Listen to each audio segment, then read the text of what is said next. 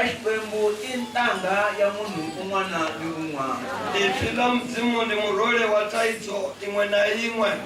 Rito ra Xikwembu I ntanga ya xiphiqo xihi kumbe xihi. Ipfila mudzimu ndi murole wa nyimele imwe na imwe. Rito ra Xikwembu I ntanga ya xiyimo xin'wana na xin'wana. Ipfila mudzimu ndi dzilafho kha zwoṱhe zwine zwa nga ṱoḓa u lafhiwa. Rito ra Xikwembu I ntshungulo kumbe I ku tshungula eka xin'wana na xin'wana lexi faneriweke hi ku tshungula. Ipfila mudzimu ndi zwoṱhe kha voṱhe. Rito ra Xikwembu I hinkwaswo eka hinkwavo. Ipfila mudzimu ndi munna khasi na munna.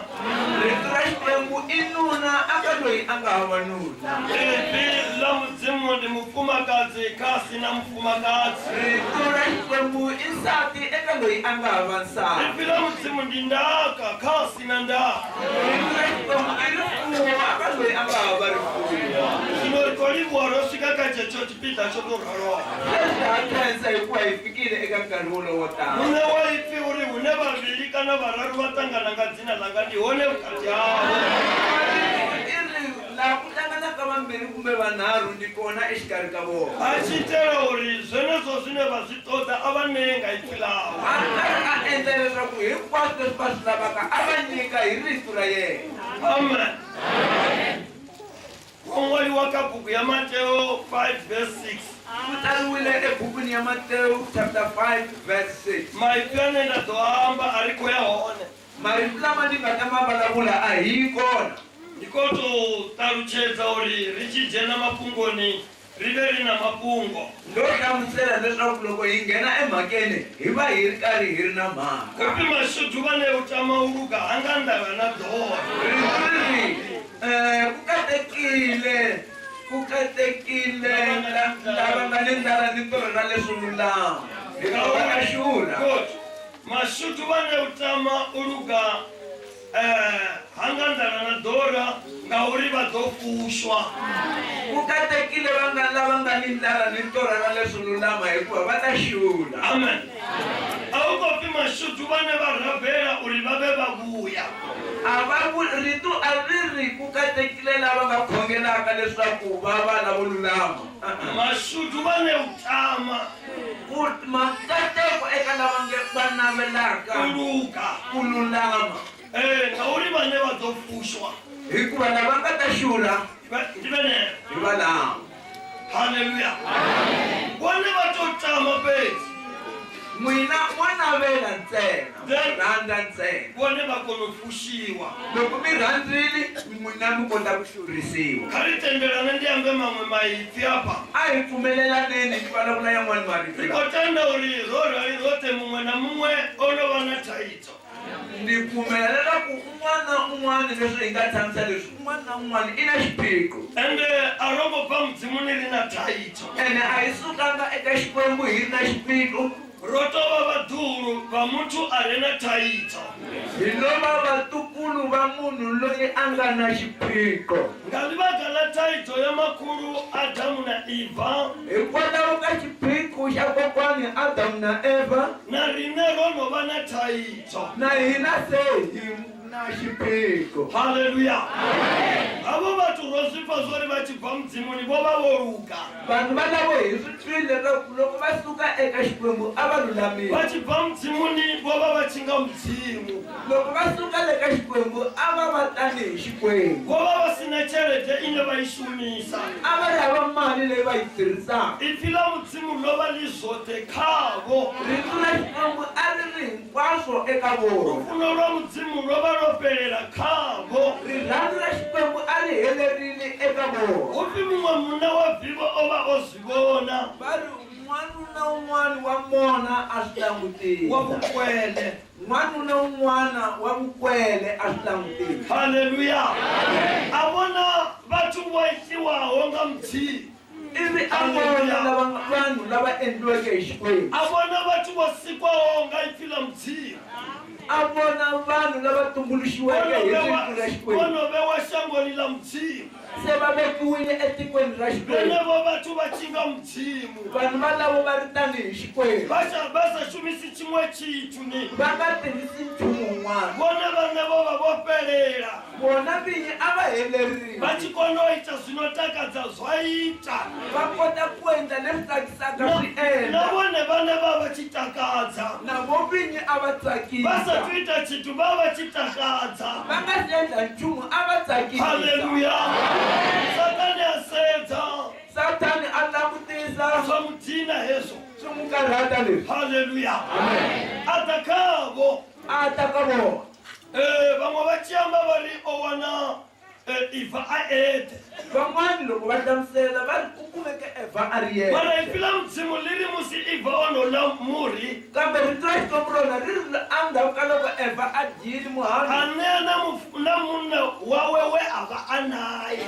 A nyika ni nuna wa yena loyi a va ri swin'we. Zwine rutonga ruambo rona rusumbori va va hone vothe. Ku vulavulaka kona ku komba onge a va ri kona hinkwavo. Zwino havana vathu dakalo lovolova lisa sumbedzi u chinga itea chimwe chitu chivi. Se vanhu valavo ntsako wa vona a wu nga kombile loko ku nga tlhe ku endleka nchumu wun'wana wo biha. Haleluya. Leswi Satani ono hamba zwi hambanako. Endzhaku ka loko Satani a vulavula leswi a nga vulavula swona na vona. O chumayela maipfi a bvaho ka yena. Satani i chumayile marito lama humaka eka yena. A chiyamba na Eva. A vulavula na Eva. Zwino hezwi Eva ono teteresa hala maipfi. Loko Eva se a yingisile marito lamaya. A tama swino koambiwa nga Satani. Ivi a navela leswi vulavuriwaka hi Ndikonyakona Satani. kaela pwendi yori mashutu vane utama uruga. Hangandala na dola. Ngauri vane va ḓo fushwa ndi venea. Ta eka rito leri nge ku katekile lava nga ni ndlala ni torana leswi lulama hikuva lava nga ta xurha hi vulama. Haleluya. Zwino vono tama maipfi a Satani. Endzhaku ka loko va navele marito ya Satani Va fura vuvi. va xurha ku biha.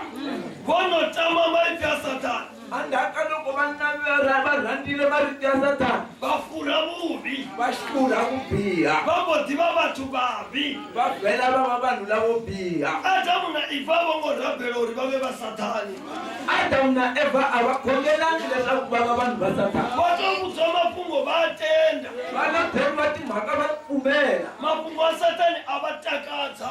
Marito ya Satani ya va tsakisa. Va vodhiva vavi. Va vhela va va lavo biha. Leswi vona fa mafungho o va takadza. Endzhaku ka loko va twile timhaka ti va tsakisile Va fura murhi nga u tenda Satani. ivi va kha muhandzu hi ku pfumela Satani. Va tilera va songo rabhela. Va tibyela va nga khongelangi. Va vodhiva vathu vavi. Va vhela va va vanhu lavo biha. Zwino haitiwa mano nga Mudzimu. Ivi ku endliwa manu hi Xikwembu. Hatiswa Jesu. Ku tisiwa Jesu. Hono funwa shango uri lisife nga mulandu wa Satani.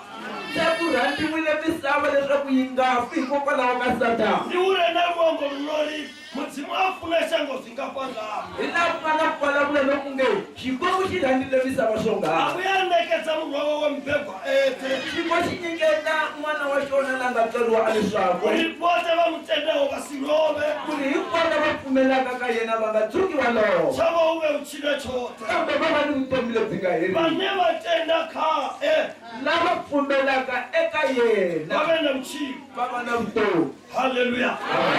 Zirumba uri arero unga va na mtono paso ngo hangweliwa.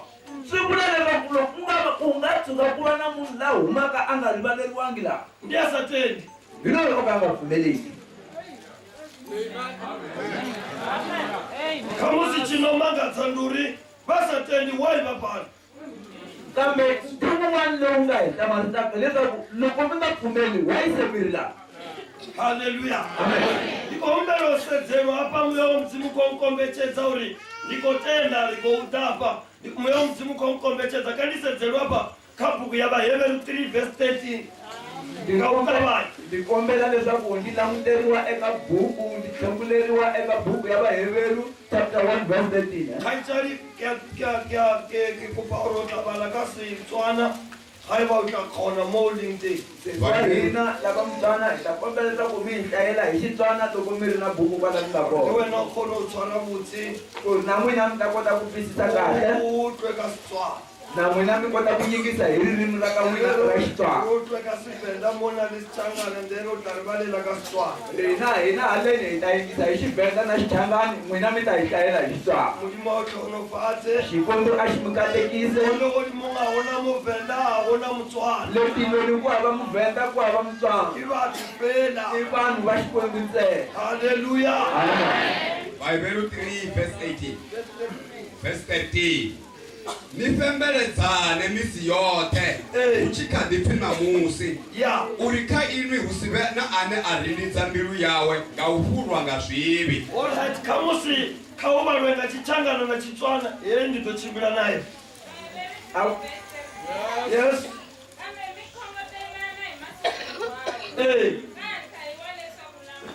Atiri kozi papo uchika dipina musi mudzimari machero. Achiyamba kuri namusi ataona Eva gobudzwa na Satane zva namusi vaitera namusi vawa namusi. Xikwembu a xi tirhi hi mhaka ya mindzuku kumbe mindlwana, xi tirha hi mhaka ya nyamuta. Satani na Eva va we hi siku lero a ha vitaniwa ku nyamuta. Haleluya. Zvino upi nyikwengweredzane uchikatipi namusi. Se vanhu hi khokotelana ka ha vitaniwa ku nyamuta.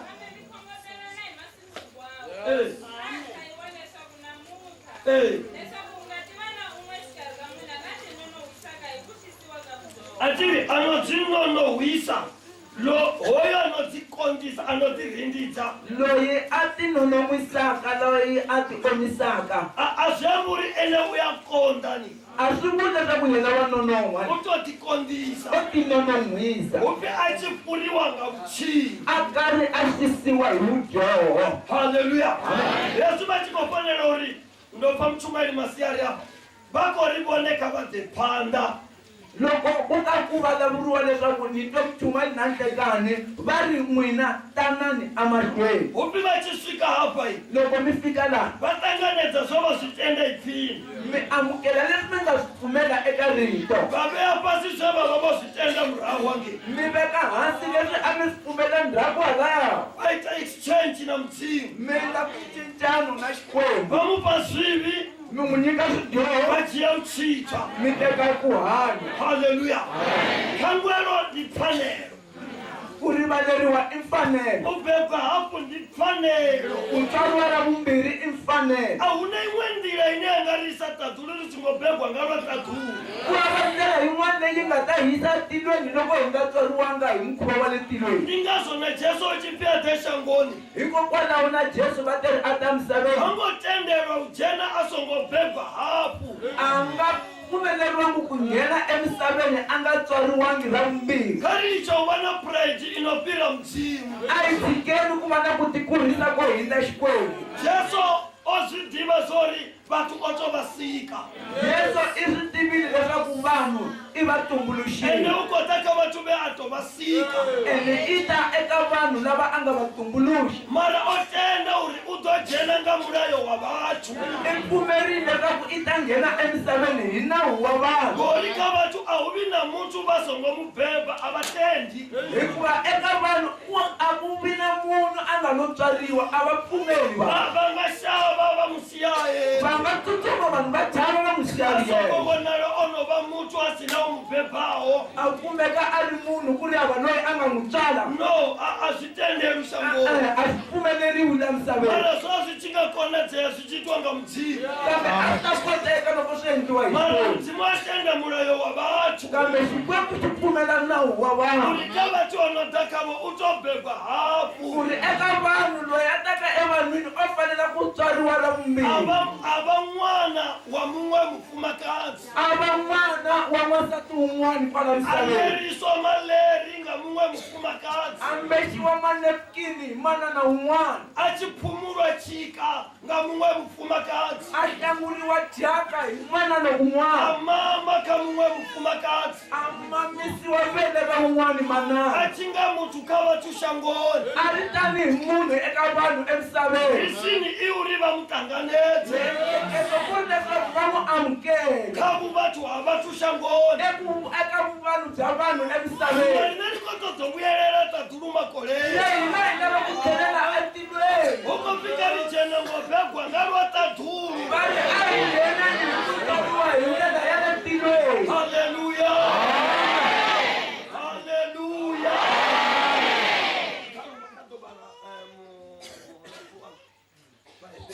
verse 13 nifembeledzane misi yote ukadipfi namusi atiri zvino vakosvivona tiri rikodova pemberedza a ni ri ta swi vona hi tele ku na mukhongotela lani ende arikodza rika kereke ya shuni ene a hi ti hi ri eka kereke ya hina nikohumbela pfarelo arali huna mamwe maitele ni kombela mi ni rivalela loko ku na maendlelo man'wana erine raita lama hina hi nga ma endla achi wasumba ungari ivhangeli ni kereke yashu loko kumbexani se swi komba onge evhangeli i kereke ya arali hina yeso roita kha va ri farelo loko ku hi hendlile leswo tani hi khomeleni mundende ndi wa mun'we na mun'we no kokala South Africa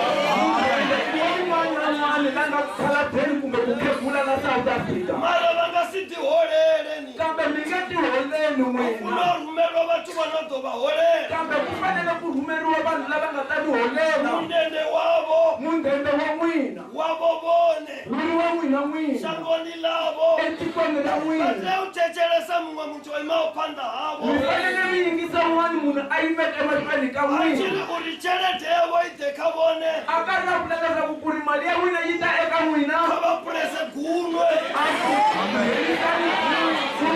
swi fika vona u ri vona va nyoko etala mulenge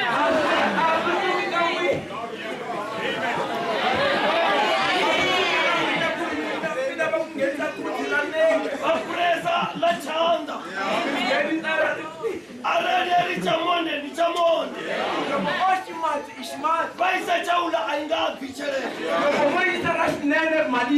yavo ya n'wina a si yawe ni a ya yena munhu loyi kambe ri yene a nga vulavuleli yena kombela vone ivalavela n'wina na muvuso na mfumo na muchini na muchini lowu zvino rina rivoimbela mudzimu se hina hiyeletini naipfina mudzimu heli aambuleri vone vajene kuinghena angelini yavo ya varamba rinevo rikhakhela hina avihokonela arivangelini yavo hinkwayoka ya n'wina haleluya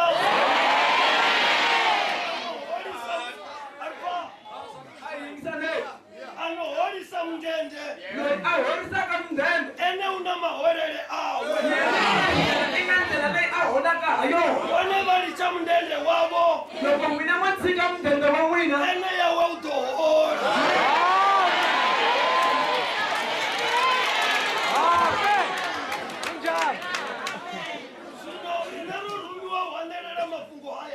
hina hi rhumiwe ku ta huwelela mhaka leyi vone va chitenda n'wina loko mi pfumela va chitwa swivini swavo mi ponisiwa exidyoni swa n'wina haleluya evangelini yavo nghena evhangelini ya n'wina ndamulelo yavo eka ku lamuleriwa ka n'wina na rinevo na hinawo na swine mudzimari shutupadza ngazo kwekuti hi tatakisaka ha swona vaga no hanelela vhangeli hikokwalaho ka ku huwelela evhangeli ya mudzimu kha ya vathu xikwembu eka vanhu zwino vhangeli ndi yashu rothe ya hina hinkwerhu haleluya ndiyatenda sori ro pfana ya pfumelela ku hi twananile sori vathu va hashu wa rerunori chipinga chechashumisiwa hapa nga dzinyimbo chonorefa rune kamisipfila mudzimu lava lipfupi hi kombela rivalelo ku hikwalaho ka nkarhi lowu nga tirhisiwa hi tinsimu laha wu lehe ku fika laha wu nga teka na nkarhi wa rito ra xikwembu unatiwona uri yo va yin'we ndlela yo kwangwelela mina kuna a yi ri yin'wana ndlela ya ku khongotela kamusi vhangeli yangu wakamwa isipfale zvavuti nkarhi wun'wana vhangeli yi vulavuriwa aka wun'wana yi nga twali kahle rimbo rava ropfala zvavuti risimu ri va se ri twale kahle ka yena ndavone vajena muvusoni wa mudzimu nakona mi nghena ekufumeni ka xikwembu uri vopfa chumayelo kuri mito kutumaina ni rwimbo kumbe mito risimu no problem amen tenda bone bache oh my sister I'm sorry really bad By Hebrews 3 verse 13. yes Me go tatsanyang ka letsatsi lengwe le lengwe. Go santse go tswe ka jeno. kajeku yes Go tsene ope wa lona yo thatafadiwang ka tsietso ya boleng. ya yena mungu ayithathafatse not to say ubuthata no uyayithathafatsa ka lebaka la boleo bja gago wa bona ga e ba o fitlhile mo motlhomongwe o na le seratwa sa gago seo se fumaneng ka tsela e modimo a sa rateng wena wa bona gore ga nka dumela modimo bjale ba tla re ke selatlhe ga gona motho a reng o selatlhe kore nnete mo pelong ya gago e re ga o tseya jesu o ya latlha mo pelong ya gago gore ga nka dumela ke ya latlha bjale wa ithatafatsa wa gana le godimo ka lebaka la seratwa sa gago mme ka moso se o bolaya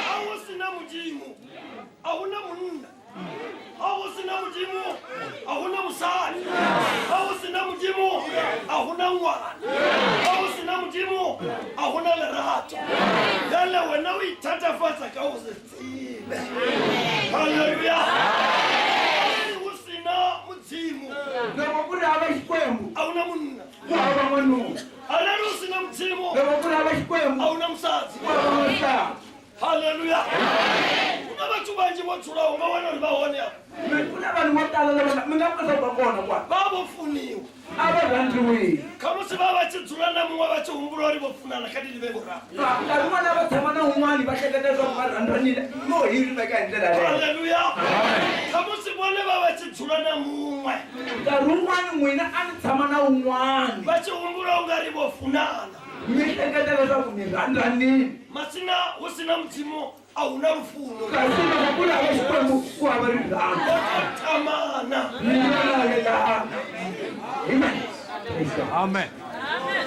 xintu xi ne wa xi tama xilo lexi u xi navelaka a wa tu xi pfuna a ku xi rhandza u sukela u xi diva mixumo yaxo ku fikela loko se u tiva mitirho ya xona then wa kona xi pfuna endzhaku ka swona i kota ku xi rhandza xinaveni ni nga va no tamana se n'wina mi nga va mi navelanile wa vona nyimele ya mungwe ya nga nda un'wana a vona xiyimo xa un'wana xa le hansi na mungwe a vona nyimele ya mungwe ya nga nda na un'wana a vona xiyimo xa un'wana xa le hansi mara mikhoyisi na mudzimu yi renga ngoma mara mikhuva leyi nga hava xikwembu yi ta ndzeni ka xiyimo lexi va songo yi vona mi nga yi vonangi ngori o va kule hikuva a ri ku lomu tiva va mutivi na ku n'wi tiva a mi n'wi tivi leswi ono va tshini loko se a ri la swona va swi to fanela u mu pfuna loko mi ta fanela ku se mi n'wi rhandza ono vona mikhwa yawe se mi vonile mikhuva ya va yena swi vona uri e-e mi vona ku a eya si yonenda va ni ko to tala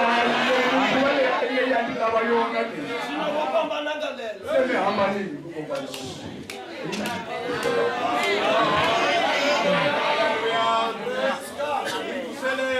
vanhu vaneni hu nga va na mudzimu kambe loko ko va na xikwembu a huna ku hava muthu ane a dzo mara muthu ku hava munhu la nga ta lovola wun'wani munhu ane a si mu pfune o ka a nga n'wi rhandzeki halleluya hoyi muthu a xi vo tota musadzi hikuva munhu loyi loko se a lava n'wansati hoyi muthu a ri na mudzimu munhu loyi a nga na xikwembu u dyohamba na mudzimu wawe i vulavula na xikwembu xa yena hori musadzi u pfa mudzimu hikuva n'wansati huma ka xikwembu malele u pfa mudzimu ku lovola na kusuka ka xikwembu jehova ndo aluwa jehova se ni kurile tota mfumakadzi ni lava n'wansati u pfi ane a wana mufumakadzi vukuma o wana mini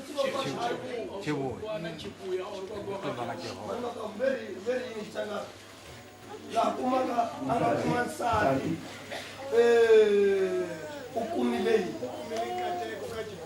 u kumile nkateko ka Jehova uyawana musadzi owana chibuya ototondwa nga Yehova Galero 18 verse 22 read it Murero 18 verse 22. Where wana msazi o wana chibuya ototondwa nga Yehova.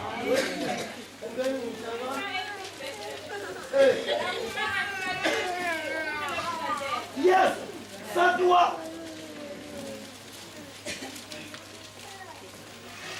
Whoa. Okay, Sanga. Hey. Oh, akumeke nsati wa shibili. Oitero chilitika mchi. Wendelwe tintsalo ishwe. Wana musati bukuma. Loyi akumaka nsati wa ntiyiso. Oitero chilitika mchi. Wendelwe tintsalo ishwe. Hallelujah. Sino batu abawani basati bukuma. Se banu abakumi babasati ba ntiyiso. Gori baba basina mutima anoba bafumaka si bukuma. Baba bari abashikwe kule shinyika babasati ba ntiyiso. Batu abawani bana babukuma. Banu abakumi babanuna ba ntiyiso. Gori baba basina mutima anoba munna. Baba bari abashikwe kule shinyika babanuna. Yesu apiwa munanga mtimu. Loko monyiki wa mwanuna ishwemu. Hata ndi mtimu ni chipambana. Shikwamu ashipumeni mehambana. Yesu bachibaraka Luka 1, Mateo 1 ya msho. Loko mitaka Mateo 1 kumbe Luka 1. Josefa onewa mfumakazi. Josefa inyikwe mwasala. Anofi Maria. Baku imaria mananu. Amubona onovipa mbili. Ibya aya mubona se agremeli. Ari ndizoto nenga.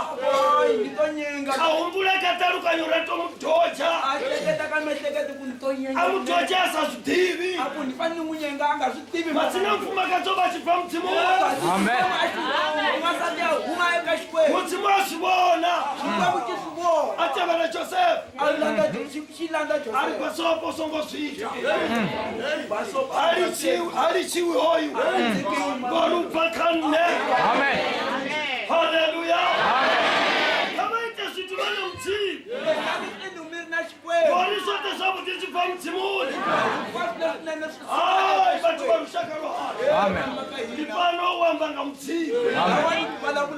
Aliko to wambanga kerek. Aliko to uwelele Jesu. Hallelujah. Aliko to uwelele Jesu. Areru fulo wa mti. Kama tubote. Yati barofuniwa. Kwa lumwaru hapa man. Limuya wa mtimu na kwa lichimbiza hapa.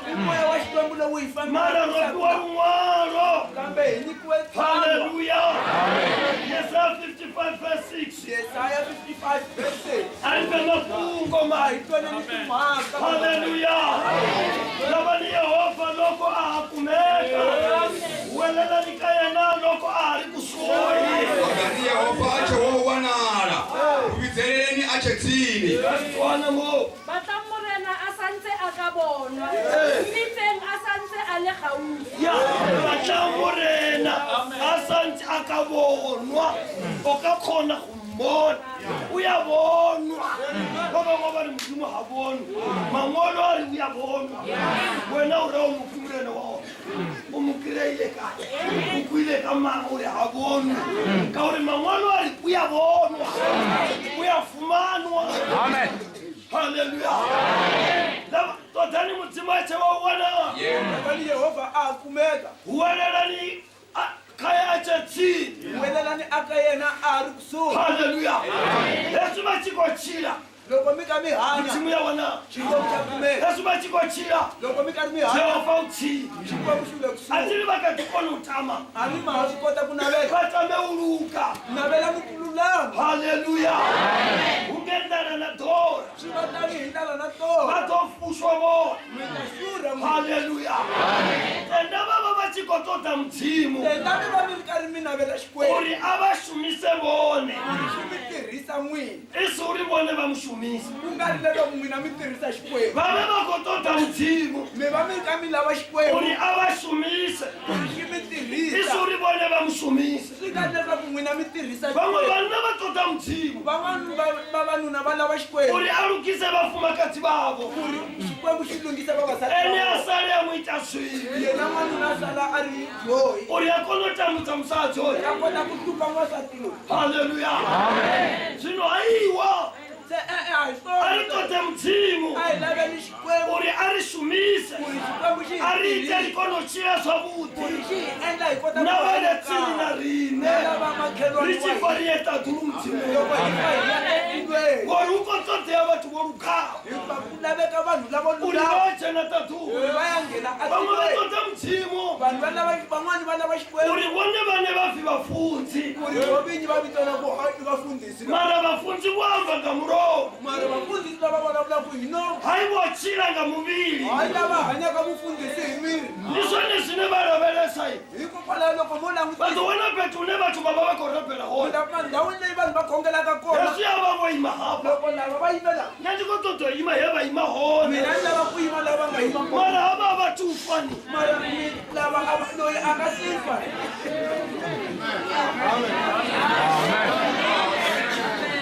kamusinga vanonoturukisa uri hava vachifaniri chiya chituro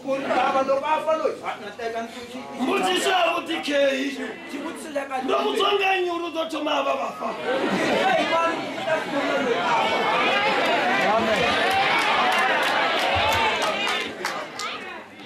unavachivolindawo vanhu niyativa arani uita zvivi upfuri lauita zvivi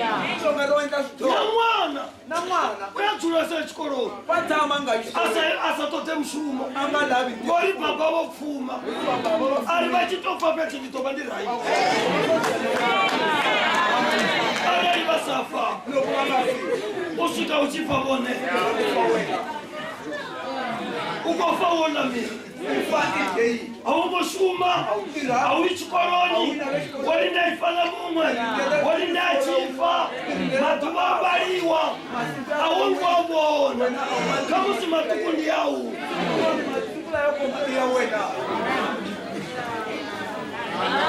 warirwambona vavhenda ruri unembelela hashamba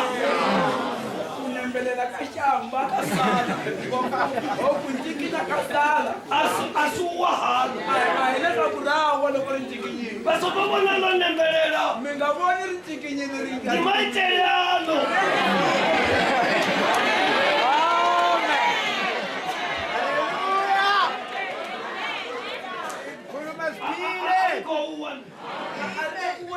isatulafana chipinga chonilinganawo ungabuya hawe chisikwa nembelelawo noneloti nembelela risatuwa anani uchibona kuti avobvama kudzima chena usukuhumbula uri vakoyofa vasesai uri varuwa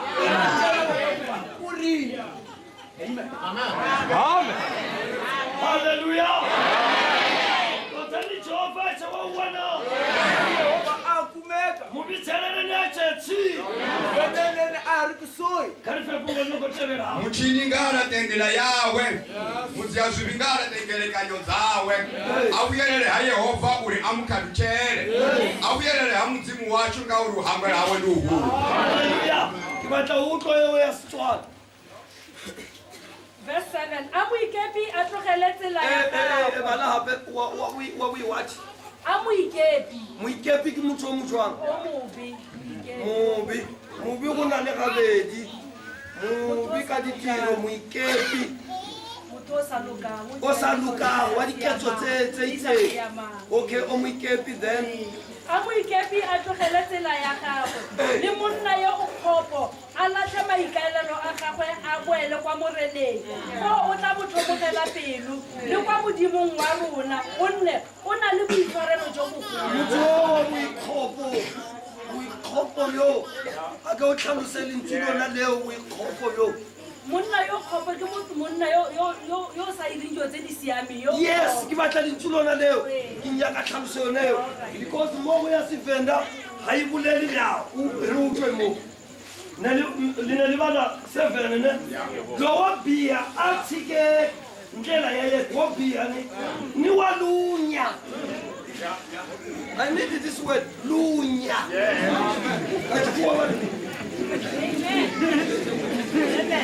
Amen. What does that word Let the wicked forsake his way, and the unrighteous man his thoughts. Oh, unrighteous. Unrighteous. The mutu woita situ zisizone mara italuzi para disi lunya invenda isi bukwira.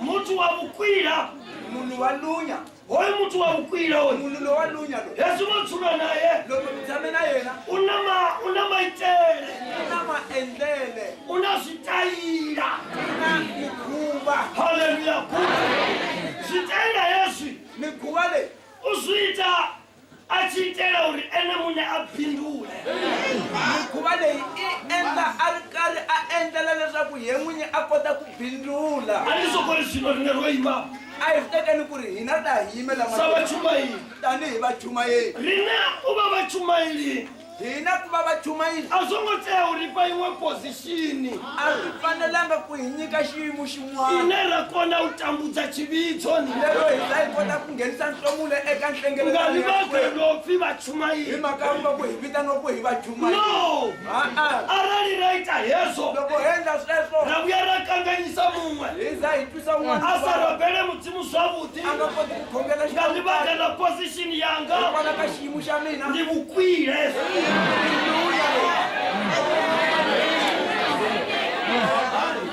arali hu na n'wana chivitsonya loko ku ri na n'wana eka ane nhlengeletano ana khotsi ya ri muchumayeli i hava tatani loko ka nga ri ki a muchumayeli va na maitele a va a ri na maendlele n'wana a vuḓi maendlele ya kahle swa fika hune u kotodeya n'wana wo to ralo se swi fika laha ku lavekaka n'wana ka swin'we lowo swavhuḓi swa chivitso eka swin'wana mintirho ya kahle ya Xikwembu a teyi u kanganyisiwa ngori ana khotsi wa muchumayeli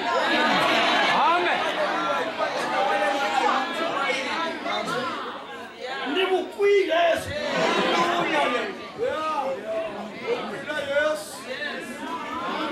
vhangeli ndi chinthu cha mudzimu evhangeli i nchumu wa Xikwembu ivhangeli evhangeli ndi lufuno lwa mudzimu ya Xikwembu kha vathu eka vanhu muthu ane a rhumiwa munhu la rhumiwaka u amba fungo i vulavula ringi nga vutsulo halo ringi xa loho ivhangeli a si chichangana evhangeli a hi xichangani ivhangeli a si tshivenḓa evhangeli a hi xivhenda evhangeli a si xitswana evhangeli a hi xitswana ivhangeli a si tshikhuwa evhangeli a hi xilungu ivhangeli a si tshindevele evhangeli a hi xindevele ivhangeli i yini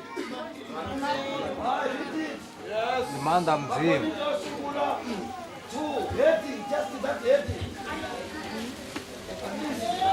Haleluya. Oh, arpeheti.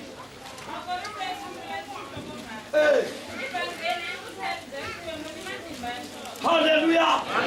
Ivhangeli ndi vutali ha mudzimu evhangeli i vutlhari bya Xikwembu na mandla a mudzimu na matimba ya xona a ti ri satani o ya edeni hapana a ni ri satani i vhakachele edeni a shumisa vutali a tirhisa vukhari na mandla a vutali na matimba ya vukhari zwino ivhangeli yo da hapo nta point ya satani se evhangeli yi tela henhla ka pointi Ya. ya satani ya da hi vutali ha mudzimu yona evhangeli yi ta na vutlhari bya mandla Xikwembu a mudzimu na matimba ya Xikwembu urengo lulawavuriwa unga vutali ya satani ku hlawula kumbe ku kutsula loyi a nga xisiwa hi vutlhari bya satani haleluya zwino rine ro rhumeliwa se hina hi rhumeriwile u ri te ri vuambe wa vutali ya ku mudzimu ri hina hi ta vulavula vutlhari bya Xikwembu riambe mandla a hi mudzimu ma vulavula matimba lama nga ndila yao hi ndlela ya wona a swi nenda ku ri ni n'wana wavo a swi na mhaka ku ri i n'wana a wa swi nenda n'wina ku ri ni a swi muchangana na mhaka ku i a muchangani swi nenda ku ri ni musulu a swi na mhaka ku i a muzulu swi nenda ku ri ni musuthu a swi na mhaka ku i msuthu swi nenda ku ri ni muthu wa mudzimu a wane ya ivhangeli a pfuma evhangeli nga ndila yayo ndlela ya yona a swi nenda ku ri va na chelete a swi na mhaka ku mi na a mali swi nenda ku ri va na a swi chelete na mhaka ku mi hava a mali swi nenda ku ri va na a swi na ndzukhulowane mhaka ku mi na ndlela yi haleluya zwino vhathu va mudzimu va ri farela vanhu va xikwembu mi hi khome ivhangeli ko yisiwa ka vathu yono va na ximutu nga ngoma evhangeli yi yisiwa aka vanhu se yi ri na ximunhu vanhu lava ne va kotaku swona va vona le va na swiyimo evhangelini vavanuna lava nga ku tlakusiweni ku va kumeka va ri na swiyimo va evhangelini ci tlakusiwa nga vathu va karhi va tlakusiwa hi vanhu u tlakusiwa va ri na ndutsa vuti tlakusiwa lava nga na tinhu letinene u ri mupfundzeci swi ka ala leswa vuti loko a fika a tlela u kaya tlakusiwa va ri na tikholoyi ku tlakusiwa lava nga na u mimovha ri mufundzi ya namele mahala fundisa na khandziya u mahala tlakusiwa va ri na celete tlakusiwa lava nga na mali u ri na mufundzi ya kone ula fundisa ka kota ku dya hezwo ndi swa mufundzi na khonani yawe i swa mfundhisi na munghani wa yena heyi ndi vhangeli heyi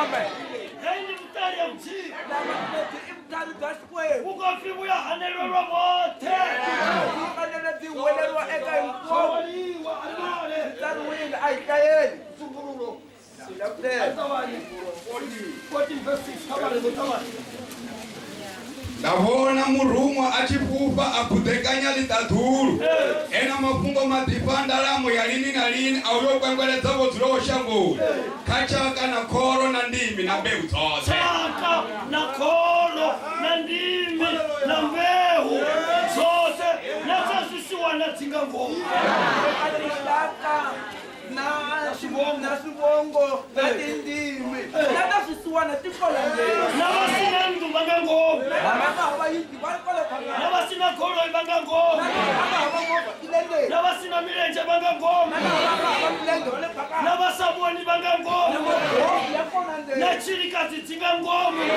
vanokazi va le ndeni na dziphongwe dzi nga ngoma na vaosi va le phakani na mafia vathu va nga ngoma daka vanhu mafia vanhu va le ndeni na valoyi va ngoma va phakani haleluya ndzi chaka na ndini anga le tixaka leti na tindimi ta na vona kholo na vathu na swivongo na vanhu haleluya fanele ndi yesu roho evangeli ya hina hinkwerhu arali leyi wana nga heyo ndila loko ho yi kuma hi ndlela yaleyo awunono to va na kereke yawe kereke ya yena a swi teki xopo heyi a hi phasa xoko le hakona ni ndlemo ya malopa na kona swi endliwaopa yi ri when I see the blood I will pass away loko a ci vona malopa ni vona ngati ndizopila a ci nga vulayi zwino wo jesu kho vuya u kota to vona munhu a tamba nga malopa u kota vona vasati vo tamba nga malopa u kota vona vana vo tamba nga malopa kakangwano ya swili leswi a wana vo rharo loko o mi kuma mi ri tani u to pila a va nga vulayiwi man ndi komba nga kwila ni vulavula hi lunya haleluya khopo lunya haleluya khaisa mtantshware khopo hi xitalo dumela ke bolele taba e nngwe mo ni pfumelele ni vulavula mhaka yin'wana muchumayeli wa montshegare mona muchumayeli wa nanhlekani o ne a rera ka ntho e nngwe a chumayela hi mhaka yin'wana a bolela ka gore lefase lena gona ano a vulavula hi mhaka ya ku ri misava leyi lefase la gompieno misava leyi ya masiku a o sa tlhole go tswalwa bana ba babi a ka ha tswariwi vana lavo biha ya nna ke ile ka phela sekgoeng mo mina ni ze ni hanya joni ke le mokgotsi wa batswana mi ri munghani wa vatswana haleluya ga o bona batswana ba le ba bantle so ku vona vatswana va saseke hi ndlela leyi they are also smart va kahle ke tla bolele ni ta mi byela ga itsale o sa tsibo ntshwanela sesi wa mina hikuva a wu nga tivi hi khomeni haleluya ku ri mutswana mutswana ga nyalwa loko a tekiwa ka muno muswana le makama so hi n'wanuna wo biha tanihi maxaka masoko haleluya ha tswali bana le muno mubi mutswana a nga pfumeli ku tswala vana na munhu wo biha o mo dira gore ke monna wa lenyalo i mu endla loko a va n'wanuna wa lovolo wa mucato ke monna wa ka wa lenyalo i nuna wa mina wa mucato loyi bjale o tla lebelela lefaseng mone i ta langutisa la misaveni ya a bona a handsome guy a langutisa ngamula ya n'wanuna ya monna wa montle n'wanuna wo saseka haleluya yena tlo tsolang bana mo yena gona le ya ka tsala bana ka mokgwa a ke wa lenyalo loyi a ka lobola lo one ke wa bana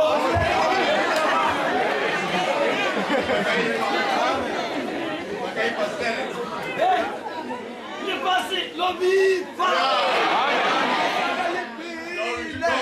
basina mudzimu loko mira va xikwembu va thira vuroni munana anela musati ka vhangeli ya so n'wanuna loyi a lalaka n'wansati ku ta eka vhangeli leyo na ni nga si ambori a va ci dahela mina ni nga vuli ku ri mi xibukubhuku ni nga twa ambori a vo ngo thana kamusi swi cinciwa ambori a va tivi kambe nkarhi wun'wana swi ta endliwa hikuva a mi tivi a na lusa tivi xi fana na mususa voni i nga tivi ku fana loko i nga voni no wa yi kandu mcila nyoka yi kandziyiwi ncila va kanda mcila va kakathiyi loko kande ncila wa nyoka mine aida va yi kande mutsinga ni swi khwini nga ka mi kandziya nhamu nuli va kanda mcila loko mo kandziya ncila i na phawa yote yi na matimba hinkwawo i lemburuwa yarhwa yo balansa nga vona yi tiseketele hi mina swino a ri vana vafumaka se loko mi ri na n'wansati va sina mudzimu mi ri hava xikwembu na musati a sina mudzimu na n'wansati a ri hava xikwembu wa yi kanda mcila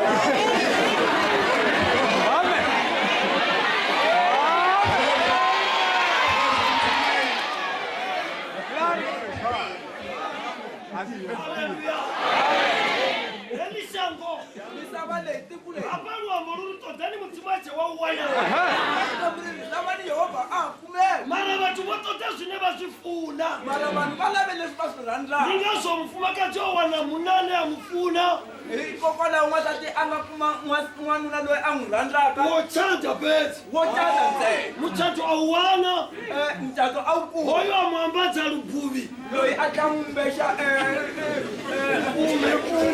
na muchato kumbe ra mucato a mu ambadza ringi a n'wi mbexa na ringi mara munovivoyi mara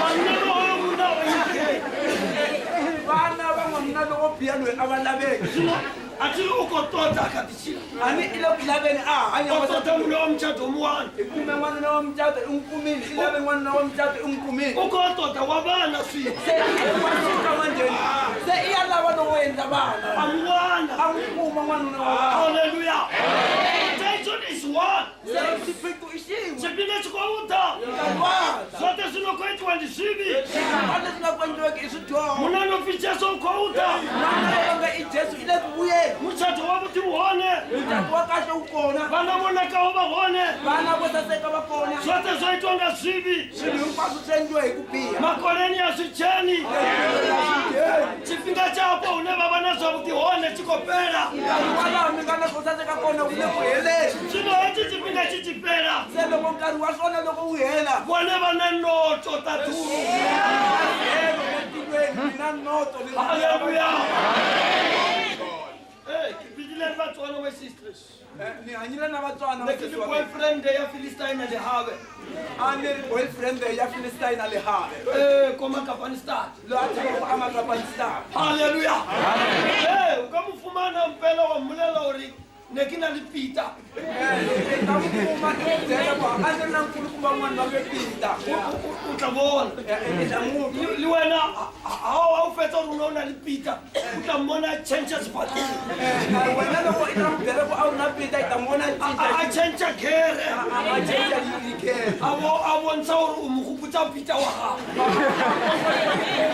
pita wa yena hina ra fambara faruganywa hi fikela hi nga hambanyisiwa kumbe ku avanyisiwa evangeli yona yi kito citsembe makamu wona ko ni karhi ni rhandzana na filistayina ni nyengele manani makamu va kwala haleluya ase jesu a nthusitse loko se jesu a ni pfunile ke ile ka vakopanyi ni fikela ni nga va hlanganile ka tlhalosetsa filistayina uri ni hlamusela filistayina memakamu ke yo manani makamu hi a vulelela memakama ni byela manani makamu uri filistayina nekina li yena ke yo filistayina loya ni na yena hi loyi opela tshwarelo u filistayina ni kombela ku rivaleriwa aka tshwarelo filistayina u memakama aka manani makamu ya mulimo a ntshwaretse loko se xikwembu xi ni rivalerile ya ke tsiba gore ke santse ke na le molato mo bathong a ni tiva leswaku na ha ri na nandzu evanhwini halleluya vitotani mudzimu a chewa u wona vanhu yehovha a ha kumeka batho ba ko tota swithu va swi wona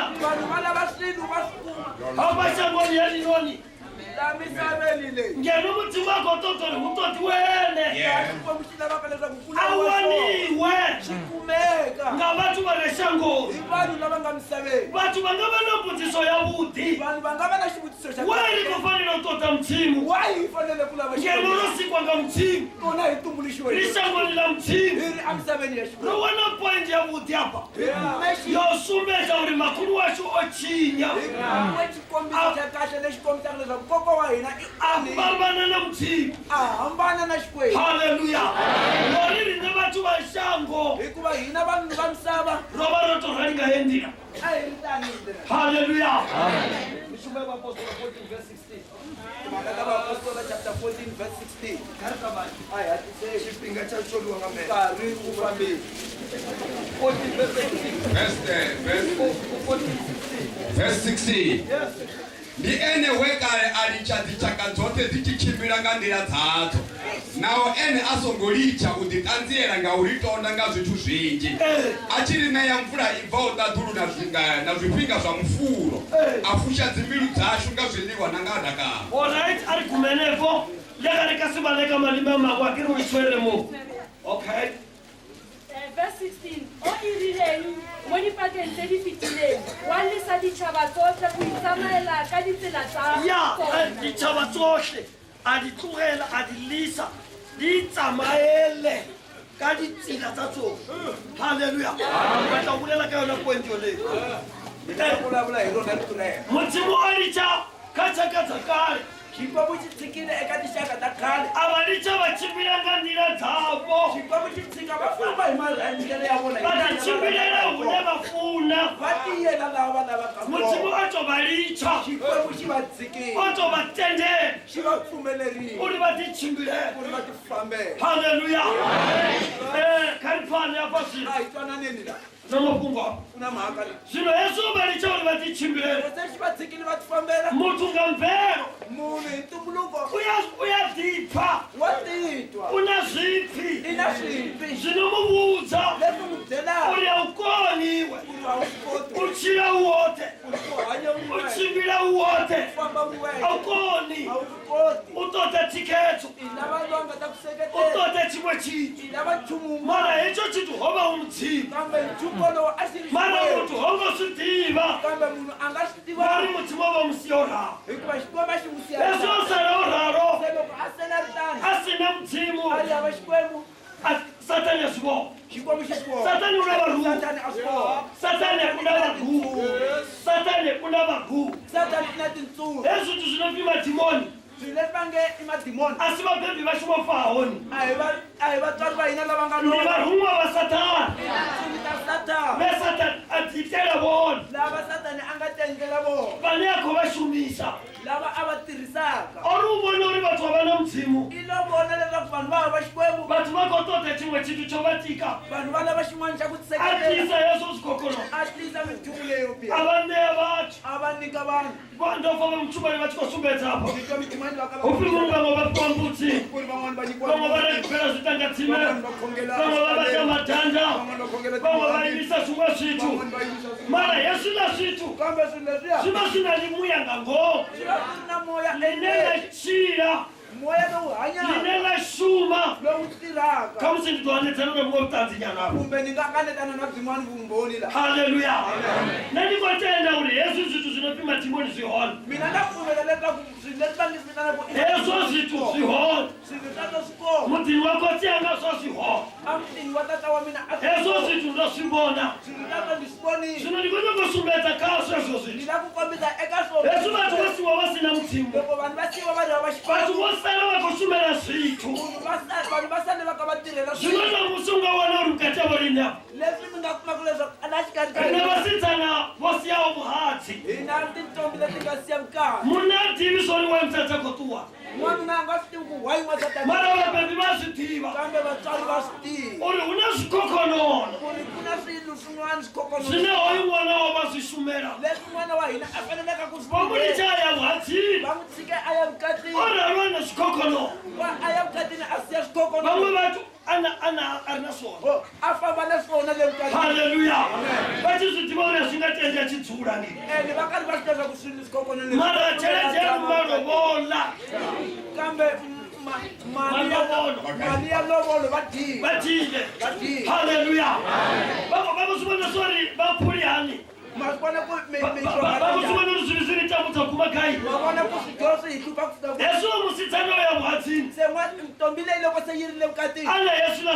voko swimetelo swi hone a ri na tithulusi letiya ta yena na leswi a ci fika vuhatsini loko a fika le vukatini li xikovela loko ri pela leswi va xi chela kamarani loko va nghena kamarini na munna wawe na nuna wa yena ene a xi fanele u tuwa yena loko se a fanela ku famba a yi ta mfumo wa vahawe a endla ntirho wa lava ka vona va yi tiva mbulu kwahle va wu tiva kwahle halleluya u ta siya mbulu mbeteni i ta siya kwahle laha mbedweni laya kopane u ta yi tlogela mobeteni kwahle nkwahle wu ta sala wu tlele na nuna laha kopane a ke ri ke yone kopane ee ke yone halleluya u tuchela mbulu i siya nkwahle ntanga wanga na sala na mbulu ya wena mbulu heyi nkwahle loyi ina madamu yi ri na nkwahle loyi a na mavele na miyenje na milenge yona nga mfumakadzi wavo yi nga i ya nsati na wa wena swanda na mavoko swona nga swa mfumakadzi yi nga wavo mavoko ya nsati wa wena mara a ci active eco citu kambe nchumu lowu a wu ninginiki wa ninginika mara wa ngu phutile nyana a wu tlandyanga ya ngati swo pfuta citu nga ci dela nyana ngati wu rhulile wu rhombile nyana ya va to va ku mangala nyana wa mfumakadzi u fani hoyu mi ta mi hlamala ku nsati mara ni mfumakadzi mara yena i masava va ku muka matetevela nguma ku ya kamati a ya a vuya va fa vanhu a fika mi nyika mina va mfuketa mapa ya fuka mi nyiketa mifumba a a fikela tika mfumakadzi sa wona ula n'wansati tanihi yaluya mara ni to vuwa muvili ciko vava konina noetela na mbulu zwino hezwo zwithu zwo iteya se mhaka leyi endlekile ngauri mudzimu wa tuchela vanhu hikuva xikwembu xa tshikete a vanhu va siya va vote va siya vathu va sala va na hezwo zwithu se vanhu va sala va ri swilo lena musi vathu va na zwithu yakuta vanhu va na swilo ni ya tiva ni kotakala ni komba una vakala hapa na tlanga hikuva ni vulavula ku komba una vakekulu hapa vulavula ku na vakhegula haleluya komba sile hona hapa shangoni ya diyote saveni wala ikonya kuva mutatu wa chini ni la ku byela mhaka nina yo mtsimu na vapolola va nina mtsimu na vapolola va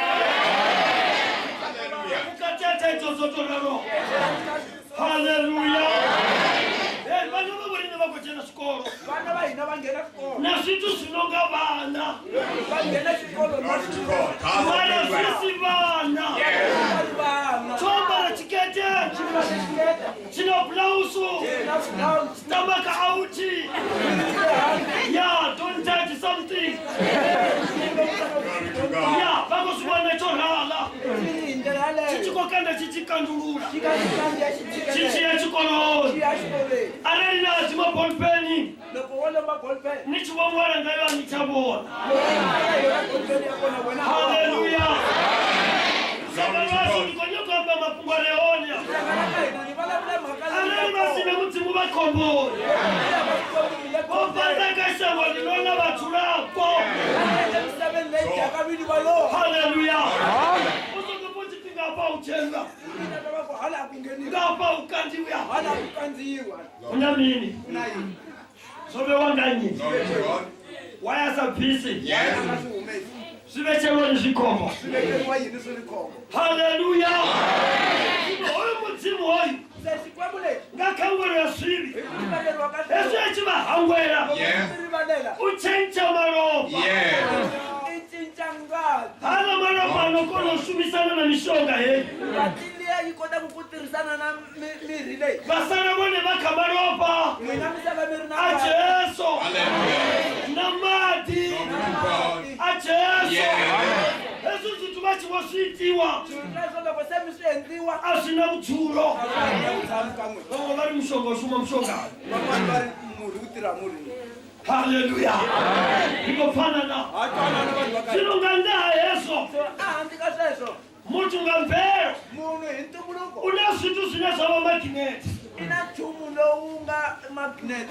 Une wa mufarisa nga situ sa matiboni. Haleluya. Ulimone bakono ufare ngaso. Ende ari mutu sinisa sangwerwa. Asina muketwa. Namanda ya muketwa. Alani ya mfunzi. Esmas ayenganga. Orati kwatisi. Uyazipha. Orati ngakoni. Mara asitilule akoni ngani. Haleluya. Konuka maroba. Asongotanzu waho. Amutu wanvero. Awana onituko. Haleluya. Ukotote amaroba. Sopa nitanswe. Haleluya. Ikazo zonu mbonera tatu wangei. Mutima numera Jesu. Jesu atechene mubilini wali. Wali mubili ule nasibi. Atulenga ngoma. 9 months. Achiko seta nyimele chibi. Ukatia mubili wa mfuma kazi. Afaofara chibi. Afiwa mkombo. Wa mutu. Chinecha wachikacho tukulela nasibi. Chibi cha mpero. Ritukulela nga mkombo. Haleluya. Sino hoyu mwana asala sino ono bane chitu chulwane abe uyu mkombo kopaka mtu mulwane ndiwone uloko mita uli na eni abe mulwane kama itere asibi na ukukutukutuku uneawo ayo mechere mahulwane asibi. Haleluya. Sino watu wa mtimu wako fanelo ke yotota mtimu olimuwane kori hakulela wari robo chuko sumetiwa hapa kama mwana. Haleluya. Uko sumetiwa kama mwana. Mutimu ni zinne na hangwa ya suiswa nishitela nemune. Haleluya. Yesaya 43:25. Nikotopeta Oscar 43:25 ya yokoti wanikotebela zezo wali wa baba. Nitashumita chivenda hapa uri ritabanye. Netichanga na chukotologiwa. Yesaya 43 verse. Yeah. Verse 43 verse 25. Ibaragaidira. Yeah. Nenine anenda punya buchini hao. Nichitela nemune. Simu zao nizichazi ererwa. Nenine anenda punya buchini hao. Nichitela nemune. Haleluya. Yes. Ninenda punya buchini hao.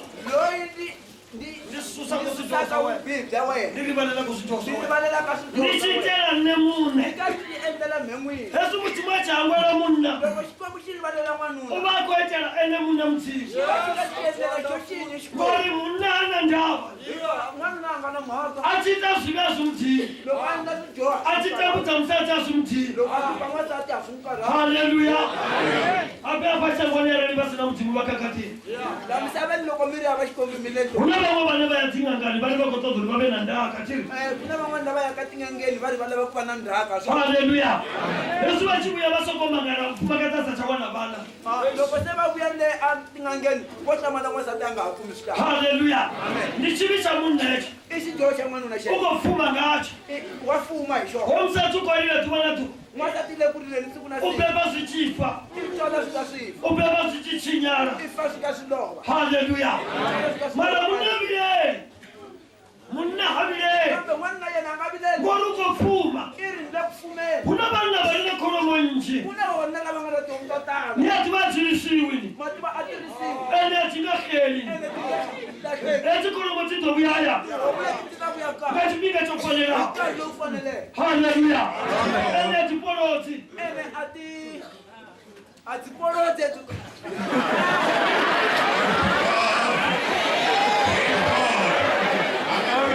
Glory to God. Glory to God. ati holoti. Yeah. Ati porote tu. Yes. Eti tolaro Loko titani. atipisi na bana. Ene ati guys na mana soto. Haleluya. Mara una bana mti Kambe kwa bana laba akabili batu. ene atitabi mukolometi Ene abadaito. aikona itofaa kweli wasamuti Yo faiteleriwa ibana sira tani. livakandilichili Makayi. eta leni wahone latingakendiwa kona Leti bakhendiwa kona. hofi zidale Bari tifane titani. vane vatava nciva na mlandu Loko motaba yin'we mina na. wori chitendelano lichori zidale Makale minga pfumelela na yona. Yana ka kutomu ene titani. vone vakupungudza Mwina mkamu hunguta laka. sinovatendelwesa Se amfumeleri. kuti sovutikeni Xivutiso xa kahle hi ngori tsikotala leswi se titala vana huna vana ku na hava mailiwi nyama yi dyiwa. vakovana mina Se mutuma yi.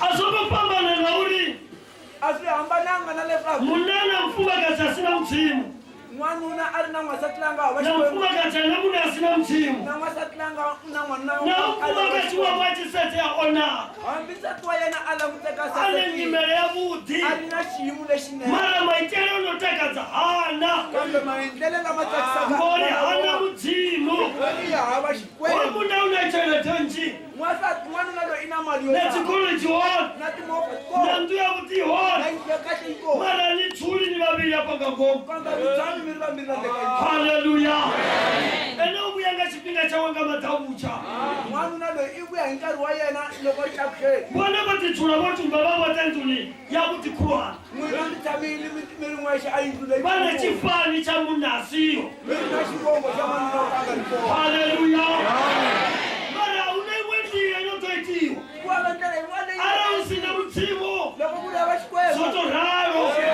a wu na swivo ku hava xin'wana swino u ri jehovha se jehova i ne ndinene na pfunya vuchinyhawu ni xitela nemune a yi teli vone va titambudza munna vavileni hayi wena u hlupha ku n'wanuna u nga va vileli titambudza munna vavileni loko u hlupha n'wanuna a wu vileli haleluya va tiva una vafumakazi va kuti ma tiva ku na vavasati va kahle vana va chichimbila va nga va kokanda makumba ma tiva loko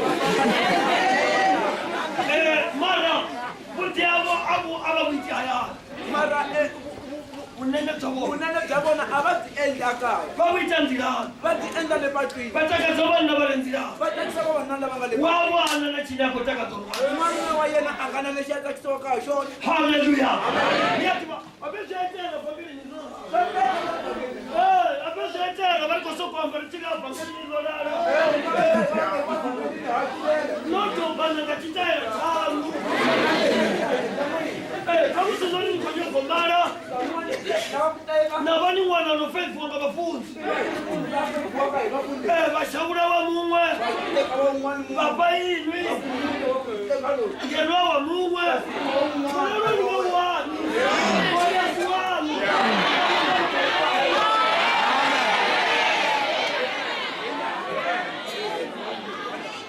Glory to God. Amen. haleluya kangwela swivi vana vaxi ku rivaleriwa ka switova kangwela swivi ku rivaleriwa ka switova ina ndeme mulati wanga ku na nkoka ina ndeme khalatiyana na nkoka sesiwami naho ni chi vonela ni chi van'we va chinisetsa va vona ni wa vudi hambiloko va ku lavisa van'wani va koma in'wani nga swi voni mali we n'winyi i nga swi voni ni ya tiva ni to tambula wa tiva i ta hlupheka Ndiyati vanitotambura. Itahlupeka. Ndiyati vanitopfura dziteve. Itaboxa tindleve. Nechenisa swimwe switu. Ijoma tin'wana. Nechimbira. Ifamba. Navona ungari ya switi. Ivona onge ya swele. Napfura nga ntandeve. Iboxa yele ka tindleve. Nechimbira. Ifamba. Navona ungari ya switi. Ivona onge ya swele. Napfura mkongo. Nechenisa chikina. Ingenisa xinina. Navona swichika switi. Ivona onge ya swele. Natuvatsiye. Natata mungwara. Navona swichinga switi. Nafura swamba. Also tell the good this week. Amen. God. Hallelujah. Amen. Yona ndlela. Niko samandira. Ingeta ndlela. Niko samandira. Ingeta ndlela. Loya habuti. Yakula akakahle. Ashinganisi. Yakuyisi. Urindi nandira. Hallelujah. Namafungo Glory ngoro. to God. Na uchiro. Amen. Aunani atakoze. Glory to God. Anani asatingani. Amen. Nijengu ya buti. Milenge wone akashe. Milenge wona yakakahle. Aingani takati. Yingakutsakisa. Anani nisina mtimu. Hapeni tozokojenisa mingwe milenze. Itangenisa yin'wana milenze. Naphula straight. Ikoma straight. Nabona swichika switi. Ivona onge ya swele. Natota irene makoro. Milenze leyi nga na mabulomu. Naphula. Nkoka. Nabona swichika switi. Onge ya swele. Ngoro nikotota mtimu mratwa. Natoro leyi lavaka xikwembu. Glory to God. Apa evangelini rofuta chimwe chitu chino mangatsa. La evangelini hi dyondzisiwa mhaka yin'wana leyi hlamarisaka. Mtimu. Xikwembu. Yesu namuwana. Loko wo xi kuma. Naona niko khuroane. Hambi ku ri na loko u le ku xi kuma. Hapeni tani chifumule nga basi la mina fani chitenda ma. Glory to God. La fani chitenda la fakuma. Ya. Kuphela kuyona. Ya. La fani ko nitendela ngwana. Iphumelela nokuya La wena. fani ndaba fuso. Hakuna tindlela to leha so. Hapeni to pati ko tenda. Tindlela tindlela ta kona ti pfumela. Ani soko nesa mukuma mtimo nchuna ma.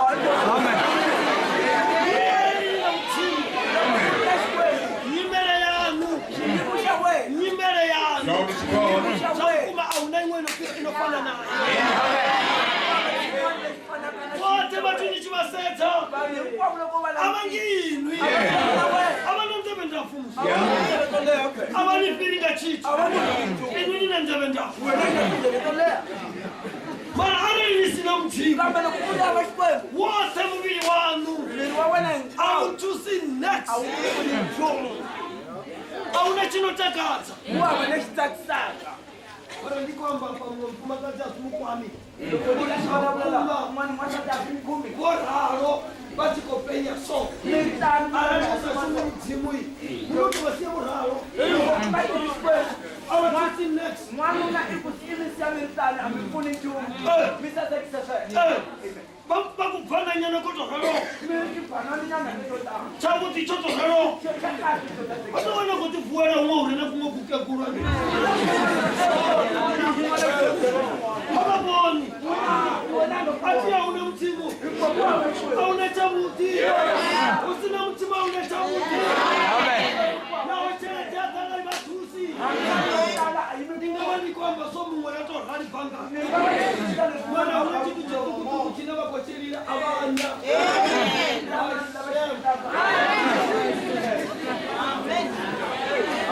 Hallelujah. Wana mtimu wana sote. Xikwembu i kume hinkwawo. Kondo ya warali na mtimu yatakadza. Loko yi na xikwembu ya tsakisa. Vatoishumisa vafango chakava. Mara vantu vari na macheleti manji manji vasina mtimu. Vanhu lava nga na mamali yo Maitele tala avo ni ashonisa. maendlelo ya nyumisa. Na vari kereke. Hambiri. Na vari vhangeli yene. Hambiri evangeleni kwalo. Na azvite. Vatosedza rina vashuva mukuma apa vasangi vomakama. Mara mwaona uri rava rikonyogwa pata ndio mtimu. Mi nga kuma Rikaenda kwakainjwa xikwembu. loko hi lava ku aka yindlu ya xikwembu. Na wana richiwapfiri ya posa nyana ripate. Loko hi lava ku hotahotanyana ku hi aka. Na tiwona nga muratsa mukuma. Mi kuma tingamula letinene. Iko posa bond. Tiwona tikaosha zipambiri.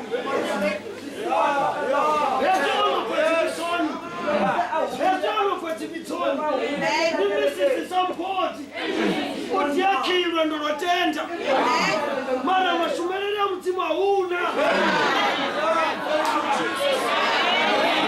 usina mtimo usina mtimo utambura asina mtimo ukatambura haleluya atikomba gakereke banamu wana wa mtimo ngandile rembu wasibiso angweliwa bawana uketozi chipa mtimuni sililo chabo ichorikana nikafata mwana pamwe chete nebachwene tenene takata mtimo arali ndichingakono takata mtimo kati ipeti na vaketwa ndiweleta mgwe ndiye mtimo haleluya unofarao lwendwachalila chicho chawandulila udalo chichikonete ndifare lwendo ndiyayoni mtangono viparnapa murnawapumuto yose ukoriofa ivangeli ana bisumusia ochati airengisa yote achiecherete yote avemlenjeni avaposto arinitoto mkwakena na vamwe ningasikone urosha mtimo na vindu na michero chingakoni cherete jiani ndiwane chati chorabe ifendiye mtimo Natuangara ni namuwana ngaendiro mtimo Ara ni namuwana ngaendiro mtimo Nimusitana Ningaila mtukana Ningaila mtukana Nalichofa ntuse Nutakateiwe Katina waketwa Nusumele Jehova Katatofa na mtimo Haleluya Niyatuwauna watu wanarichena chipinga chinafu Uchiko chile shangoni Chipinga chela chipiwechi Nichoto za mtii Viwane ma Vimena mtii Kachile wachiko tenda ma Hori chifaniko ya haya Haleluya Ina mabebi hapo ni ati baba pepi arali mwana sa chikoloni mati baba tsarno ko mwana nga xikolweni bapepi balina sabo ba tsarla banga na sabo kuri balingetela ka social work baringeta na kuya na ka social work batota bana bono fidi bale church bana baba na labange iba batundushi uri hoyi mwana echikoloni kuri mwana no akota kuya xikoloni apasi awane chere kuri akota kupasa mara asa isande school mara no anga isande school abana tobo nayo Moriani bindula tatulu bindula yatilo ali chena ndawa kabo maka kabona tenao ashuma wana chere tenda atira ku mama ahola chere tabu mali yakana na watu bale fangeli nya na bantu bangakona batengela bana babole awuya tijenela wafula gereke bakumelela bana bakona batengela uri gereke ya jeniwa bakumelela ku ngati ngenela kereke nila bakona wabo mwana bafangeli kereke ingeliwa mwana wabo mwana boto tenda chikolo nila kumukobeteza sanje chikuga sai awa ida the school kwa pelele masibo kujukata tu baimba sana uimba lichiwa chitu osumaya lichiwa chitu matina bafundi lichiwa chitu osumaya mutimu lichiwa chitu Amen.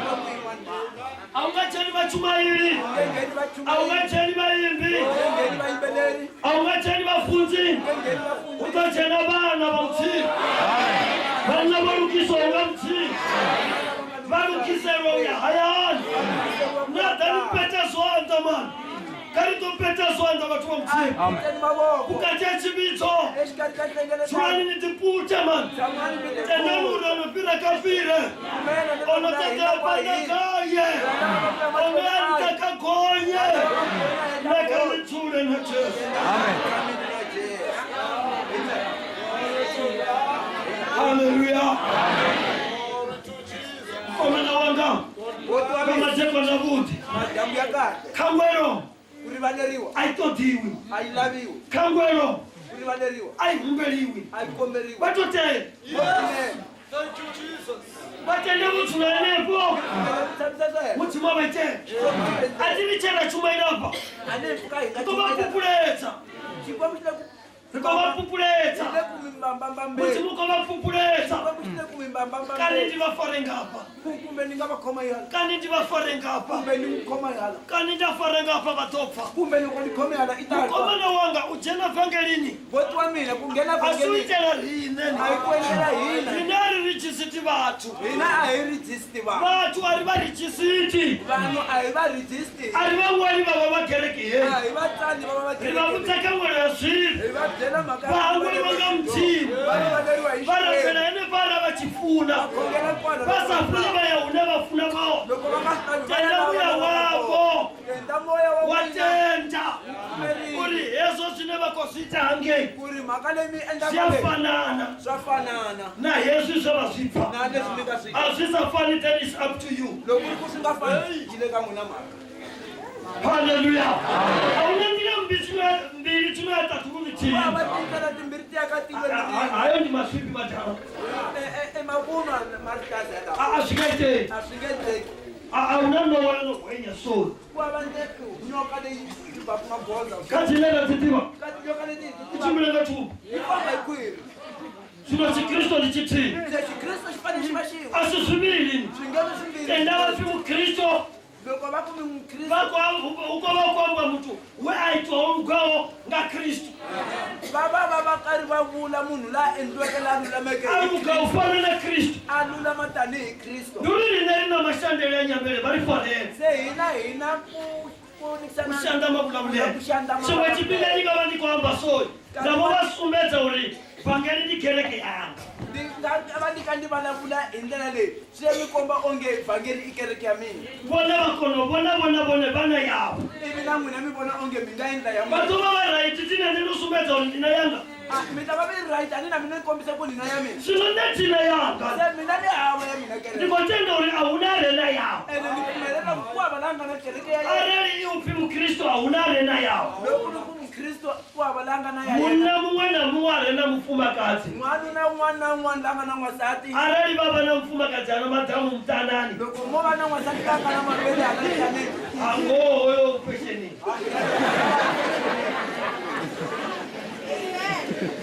a swi na ndlela uri musati wale ni mkuwa a swi ta mhaka ku n'wansati loyi a nga va ri kana ndi mpeli kumbe i mupeli kana ndi upa zimbabwe kumbe i huma vata va na madamu akhalani mavele ya ri ngori mufumakadzi ndi mufumakazi n'wansati i n'wansati baso mukristo ndi mukristo i mukristo a wu na mukristo wa chimwe chitayila wa xin'wana xitayela mukristo ndi olukhawo loyi a nga olukiswa nga mthini oitwa olukhawo nga mthini valuka hothe alunga hinkwako hayi mondiyana uleveliwa hayi kulange ndakala kusukeriwa ni toluka ndabza vukuma nati mufunzi nditohana uleveliwa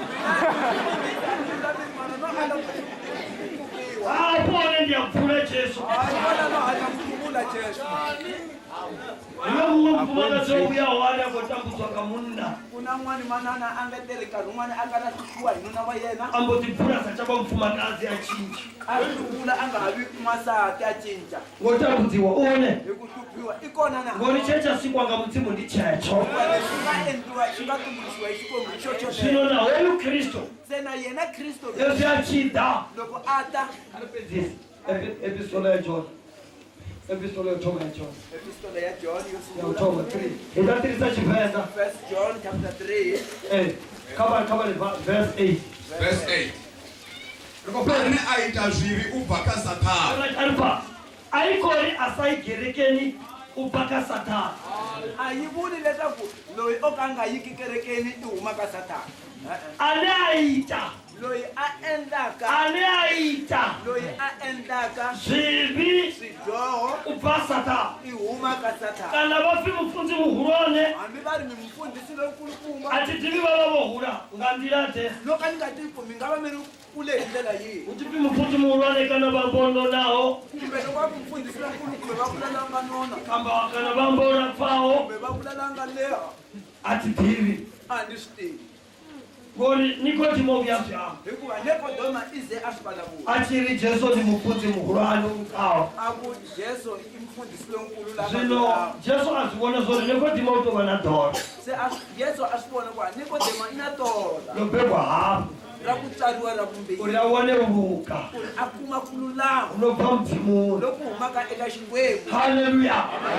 Zvino hapa mfi ane aita zvivi. Se lani va ri la endlaka swidyoho Ubva Satani. ti humaka Satani Kana mufundzi wanga muhulwane kumbe i mufundhisi wa mina loko achiita zvivi. loko a endla swidyoho Ubva Satani. ti humaka Satani Kana ndi wavo muhulwane kumbe i mufundhisi wa n'wina nkulukumba achiita zvivi. loko a endla swidyoho Ubva Satani. ti humaka Satani. Zvino arali ava achibva Satani. Se loko a kala humaka Satani Ndi mufundzi wawawe. mina ni ri mudyondzisi wa Ndichibva yena ngaye. ni nga ri nditwa hi yena Nditopera hamufundzi wanga. ni ta helela eka mufundhisi wa mina Hamufundzi wanga ndiya Satani. aka mufundhisi wa mina hi le ka Achiti Satani kuti ndione une vakuumbura uyahonela. a ni tivi ku hi kona la ni hleketaka ku ya kona na Zvinoona vakuende kuyata dhuru. se loko mi lava ku ya tirhweni Kalipendimana ikopedzisa apa. a hi tweni vhese ya Ane aita zvivi. laha endlaka swidyoho Ubva Satani. ti humaka Satani Ngauri ikwa- Satani ndimuita zvivi chakale nakale. Oh, haleluya. Livaka ndiheni. mhaka hi leyi Satani ndimuita zvivi chakale nakale. Satani i mudyohi kusukela na khale Zvino anoita zvivi. se loyi a endlaka swidyoho Ukoita zvinhu zvakotiyawe Satani. i endla ntirho wa tata wa yena Satani Haleluya. Ndizvo ndizvo Jesu ari tsulani nikanne. hikokwalaho Jesu a ngete Nanne ndivekaini. mina ni va aka n'wina Vungadavi lisakoliwa michano ngalo neline. tanihi ntuke loko a ri nga koteki ku tswala mihandzu hi roxe Aralisa tulika mtokora. loko rhavi ri nga tshami eka Esinyeni. Nakaini switorhavu. na le ka n'wina swi ta va tala Aralisa tulikanne. loko mi nga tshami ka mina Anikoni ita chintu. mi nga koti ku va na nchumu Haleluya. Ringasi tuleka Jesu risingopegwa ngaene. a hi swi koti ku tshama eka Jesu hi nga tswariwa Vatula kutaniwe vapegwa kawo. mi tshama eka ndyangu lowu mi nga Ringazova chifanele upegwa hapo ka Jesu. hikokwalaho mi fanele Uri vatodzula. eka Jesu Uri vatodzula na Jesu. uri mi ta kota ku tshama na Jesu Vakunoita swa Jesu. mi kota ku endla ka Jesu Haleluya. Upi anaita zvimupa Satani. va ri la endlaka swidyoho i huma Ngauri Satani ndimuita zvivi chakale nakale. Satani i muendli wa swidyoho na And khale then rikopedzisa. Ndizvone zvemurwa wa mudzimu avonala ngazvo. Wow, ari pa. Yeso zvivi. swidyoho swoleswo Yeso swa Satani. swidyoho leswa Satani Na hamaitele yawe. na maendlele lawa Ane apaone vathu. lama a ma nyiketaka vanhu Zopanga uri murwa wa mudzimu abona. swi vange leswaku n'wana wa Xikwembu a ta vonaka Zopanga uri murwa wa mudzimu abona. swi vange leswaku n'wana wa Xikwembu a vonaka Haya mavone nga masiyari yari yaraiti. tivoni leti na nhlekani a hi ti layiti Why? wa hi nga layiti Uva usina sweswi. ku va ku ri hava xinyama Zwino ngalivagana sweswi. se hikokwalaho ka xinyama Waraitwa tiboha. se ku layitiwile Uri sweswi lituwe. ku ri xinyama xi famba Na zwino tuwa. naswo byi xi fambile xinyama Haleluya. Zwino n'wana wa mudzimu o vonela nga livagana zwivi. se n'wana wa Xikwembu i vonakile hikokwalaho ka swidyoho Uri a swi itemi. Ndizvone zvemurwa wa mudzimu avonala ngazvo uri atutekanye mishumo ya Satani. Haleluya. Uri kamuna. Haleluya. eka n'wanuna Hoyu murwa wa mudzimu. loyi n'wana wa Xikwembu Atutekanye. a thunya Atutekanye. a thunyetela Mishumo ya Satani. mitirho ya Satani Kamkalaha. ya mukhalabya Kamkalaha. eka mukhalabya Hoyu murwa wa mudzimu. n'wana wa Xikwembu Atutekanye. a thunyetela Mishumo mibi yao. mitirho leyo biha ya Kamtanga. eka jaha Hoyu Jesu. loyi Jesu Atutekanye. a thunyetela Mishumo ya Satani. mitirho ya Satani Vana vasale na mfumakazi. n'wina mi sala na nsati Otutiwaho. loyi a nga thunyetela Mishumo mibi. mitirho leyo biha Vasale na munna vo. mi sala na n'wanuna wa yena Otutiwaho. ku nga thunyeteliwa Mishumo mibi. mitirho leyo biha Asale oluka. a sala a lulamile Hayi ngayendlela yabo. hayi hi ndlela yaleyo ya n'wina Haleluya. Kuna vanhu lavona luka hapa. ku na vavanuna votolukiswa welo avo chimanimani hawiwana kakati toimaunga uri zotanganiswana timwe kakati ndikoshava kupuranga madzii vari ndiambe ndiamba atikotiaka vavang'anga ati vavachilisa vatu uri munaruke niyazvitiva uri vana vini vo uri varuke zvichipaka mufumakazi wavo arariswasaita zvakuti vakaona vakosokowisa nje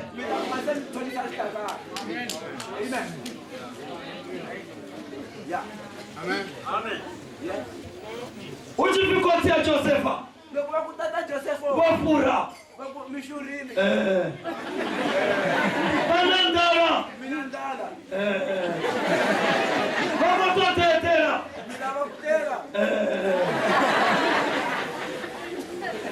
zvino chikwamba urugoto navo chikwamba uruka upa mtimu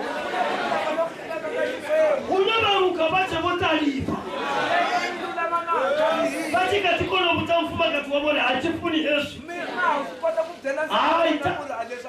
tatufunovedera ndikati kunoteta ndikati nyongotuno navanhu hai nisumotira ndindote zvinovonoitwa yesu havachakonwamba hezvi atiwezvoluka achiuyezvoluka ovuyanga maseruzviraiti auyanga machenonzviraiti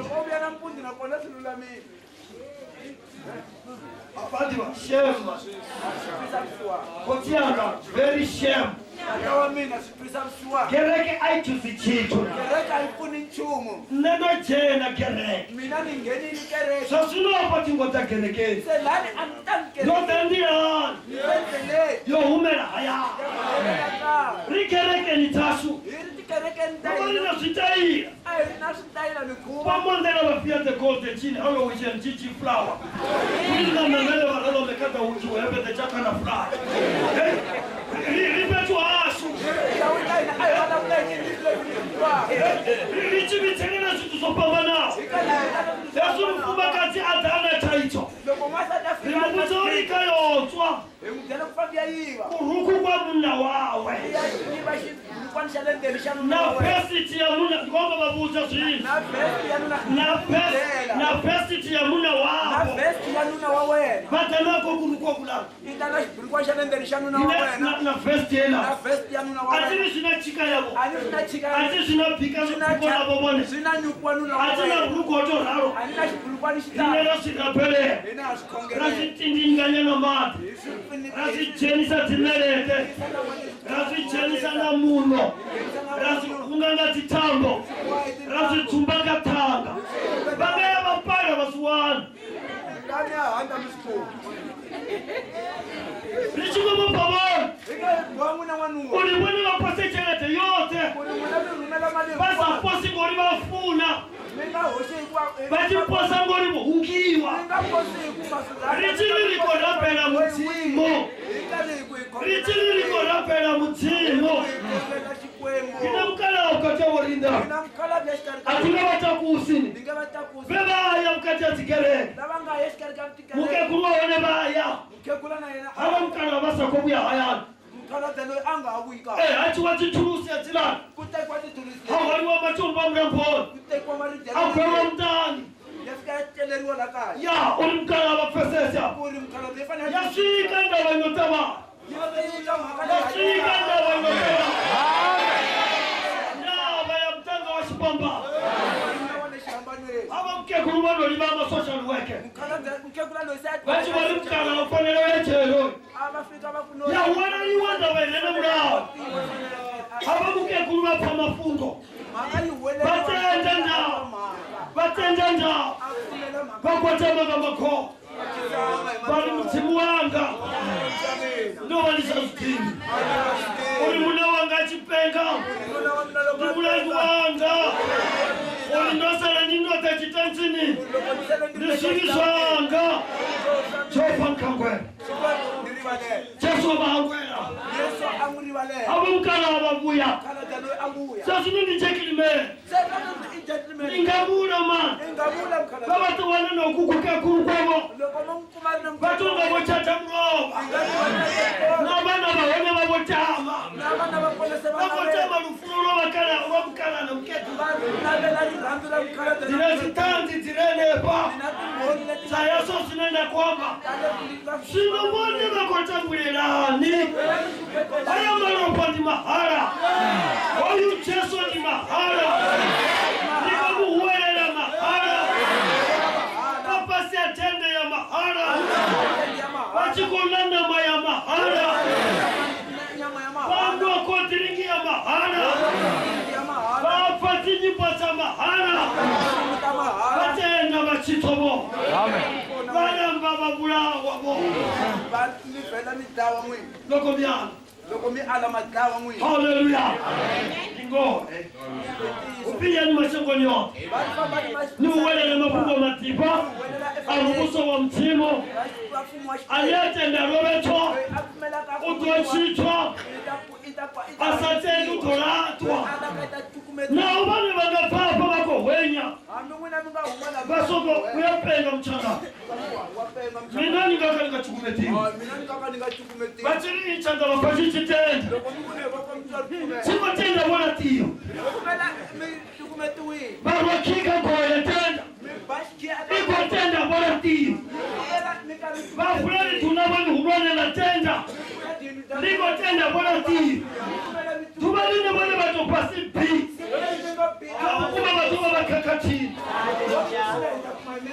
batoba bakataijo nuri batopa bachifuna umera mkau basoko bakutama kabatende etenda itobazicheo mubili wabo chikoline ndoneta ndichani disine haleluya Amen. inimuya yeniye wasumeraho basu bachitowa pasi hapa basu wa pasi hapa muya wabo chipa abe ufoma kamoto utoma usichena ngilasi ngilasi haya uchambana mara umakama pele nao echachima aseta muya uchena batobona bisi ukora mtu mvolani nimesawala unombulaisa nasi iye kaisino ndendiepi nonenonolala haleluya yesu nikopeti sangaendila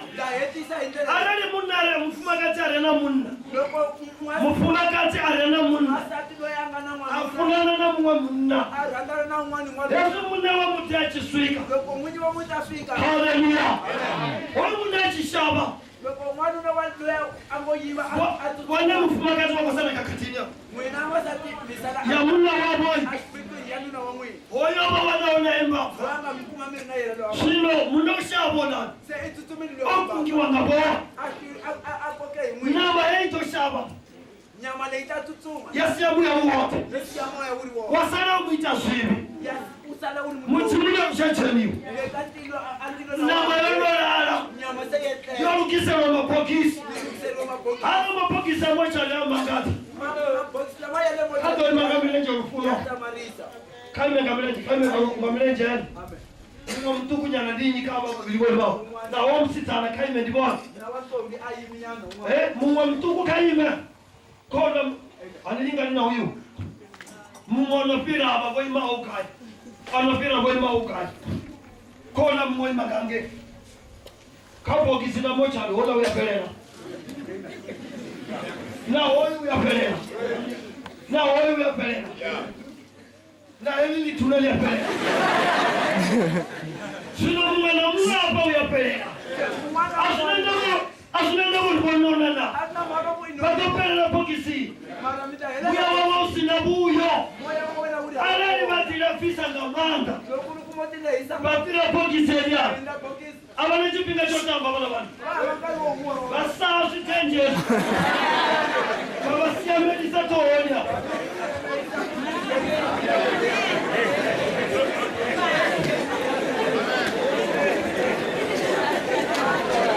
Futera baba karibu sasa vavhule chipatuwe chinani vakula chitanda karitani mtovowe vakusalamita vona vatu vakota vachiona mato vana vatavona matii ulivone vavula pendenosiyametiwa mlenjova ausichasuma yeso watukula kwanzeti uya weheleni fokisinotukulwa mlenje kwatozvitizani rikosoko wenya timononga ririkwine auna mutu wakwine vakwine ngamini vakwine ngamini auna mutonopira mungo vamutwa ni mutu na mutu na mutu na mutu namuti vachifa vafasa mutu vatopambana na vaungo rivamita svii ene yondioneka kati isina dzirapo dzirapo keni Amen.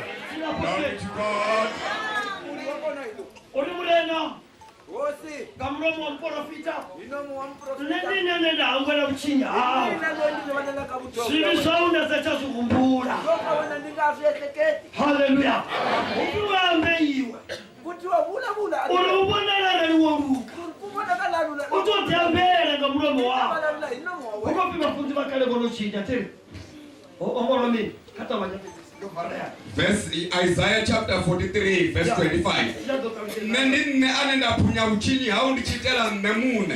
Zvivi zvaundi zichazvielewa. Alfa ulibone vapesvika tiumbuliwa. Ndulibone va atindari vala chikunda ndondosema. Ndulibone va ane nazo.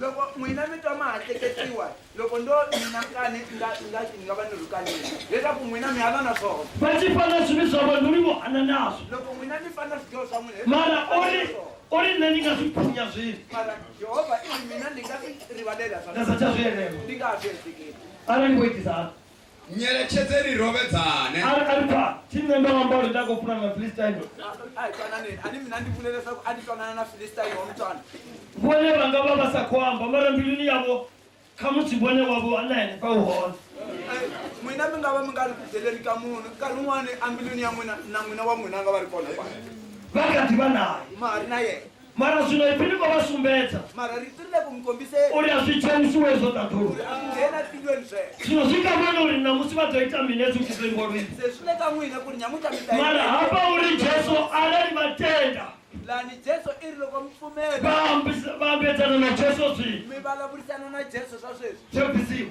swa susiwa swidyoho leswi a va lingeli upfanipfini natori swilo swovo swa nkwerwa a mi yimeli ku twa rito leri nga ta ku swidyoho swa n'wina swi rivaleriwa va lindela upfa uri vone va kotenda uri byi pfe na mi fanele mi rindzela ku pfumela ku twa ku n'wina ma pfumela ku ri swi huma na vo chula henepo mi tshamise sweswo heswi va citapa loko mi ta laha va kotolapa mo ta ku tikumeteni va kotota va kwatama va ri mutsimu wanga mo ta ndo swi pfa ku ni switwini ndiko swi siyenepa se ni swi siya kwala na ndiko n'wanisa ni ya ku tsaliseni uri ti caita swin'we a nga ha endli swin'wana swa kale ndolata swa khale ni tikumeteni iwe wena phumula vula haleluya a ti vela ni va ta va xikolwana ani loko mo ta mi ka mi vabya so i korhema loko yi karhi yi panda okay a sa ve na mutsolo ri ko kora ku nga vi na munhu loyi a nge mi horile va cituwa va faisa xa rhema loko mi famba mi twa yi nga ha panda va tori va katilwana vone mi ta kuma ya ha panda nhloko ya n'wina zwino izwi zwivi zowa se loko swidyoho swi wile vone va cele ndi khadi va nazo n'wina mi ku na ha ri na swona ndi winizwo hi yo yini yaleyo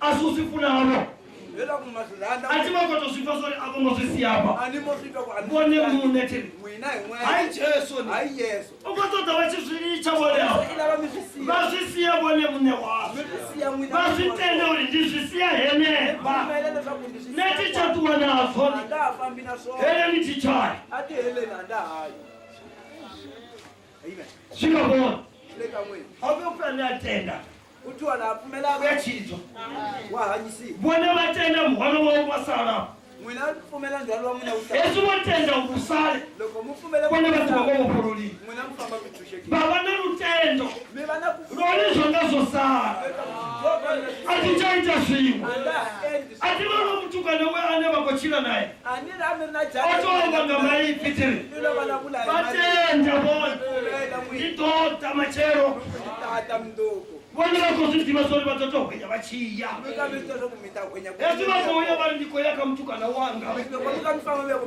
ngori va mutenda ti xiloko va tende jesu sa sweswo leswi va tikopa va ri ndiko n'warisa jesu wanga o tenda vone mara va sa pfuni kha va tshule na point 1 xikombiso xa swi ta va vulaya point number 2 swi ta va yisa heleni number 3 va va vuhatsini swi ta va pandelisa swi ka vona haleluya amen khotsi awu wa uranga onoita zvivi na varangapanda vavo vonondaka okay vamba swithu swivili khotsi muphephi onokaka tata wa wena loyi nga ku tswala se i hoxile a cha kono hangwena n'wana swilo a nga ha swi koti ku rivalela na vona milayo vahaneleli va milayo ni vafundzi na vaholeli va milawu i vafundhisi hofi a va cha tendelo hangwena vone ngori vona ko va muthimu u kotodya vone va xita xigugloni yawo laveka n'wina mi tala vone mune n'wina hi n'wexe namusi nga madekwana na madyambu chechi chipinga nkarhi walowu hu tshi ḓo imba luimbo lwo rekhanai loko ku yimbeleriwa risimu zwino hezwi ri tshi ima roṱhe angeloni hi tlakuka hinkwerhu a swi vopfi uri vone va tiva ko tava mukosi a swi bohi ku n'wina mubamposi na ndono pfa vathu vanji va tshi tavela mudzimu mukosi ene twa vanhu vo tala va thavela xikombiso ende va right ene va right kana va wrong kumbe va wrong nduri va tshi tava mukosi loko mi tava kha va u tavele chivi chavo ku thaveleni va tshi ko u tavela uri iwe chivi mi karhi mi nena iwe ro betsa mina na wena leswi areli cha tikombetseto va tevela va tale mukosi va ri jeso xi cha xi nyaka xi koto ntevela jesu wa yimisa chanda a va ramuleni Jesu ayisa bo ende a wu na munano va tshi ko lwala ku hava n'wana lava a wu na mfumakatselo to va tshi ko lwala a wu na mutangano to va tshi ko lwala yeli i phili na manda o tshisa vote vane va tele ya ku hanyisa vanhu a wu na timoni lino to tuhanika vone ku hava dimoni leti mi nga arali vone va tshi tenda n'wina mpfumela rote ni vanga milenge hayiwa luimbo munatenda ngayete makathetenda ngayete uyingameli bali bali ahuna vukukulume muhulwane ungasala usongototopela tholwa mumane mumafuna sendela panga ate ajobe vacimukutuwa line ejendeikawisiwa uri vasale maroro kuketa havo muratuwanga una ngila yori nyukule sabuni auna ngila yori nyipase chikoroni nganga hotende chesodela komao alali awonele mulawange aliyakupasa ukufanela uri angaita chiwe chinogamaaaaona vasendele valavasabuni vatimela haleluya ombelo chitekuraa